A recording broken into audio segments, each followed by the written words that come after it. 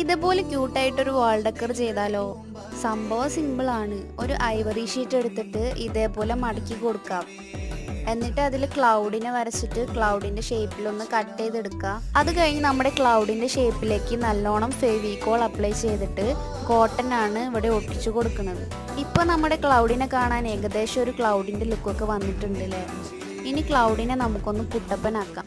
2 കണ്ണ് വെച്ച് കൊടുക്കുന്നുണ്ട്, പിന്നെ ക്യൂട്ടാക്കാനായിട്ടൊരു സ്മൈലും ബ്ലഷും വെച്ച് കൊടുക്കുന്നുണ്ട്. ഇനി ഒരു റെക്റ്റാങ്കിൾ ഷേപ്പ് കട്ട് ചെയ്തിട്ട് വീഡിയോയിൽ കാണുന്നത് പോലെ ഒരു ചെയിൻ പോലെ ആക്കി ഒട്ടിച്ചു കൊടുക്കുക. എല്ലാ കളേഴ്സും 6 പീസസ് വെച്ചിട്ടാണ് നമ്മൾ എടുത്തിട്ടുള്ളത്. അത് ഇതേപോലെ ചെയിൻ ആക്കിയിട്ട് ക്ലൗഡിൻ്റെ ബാക്കിൽ ഒട്ടിച്ചു കൊടുക്കുന്നുണ്ട്.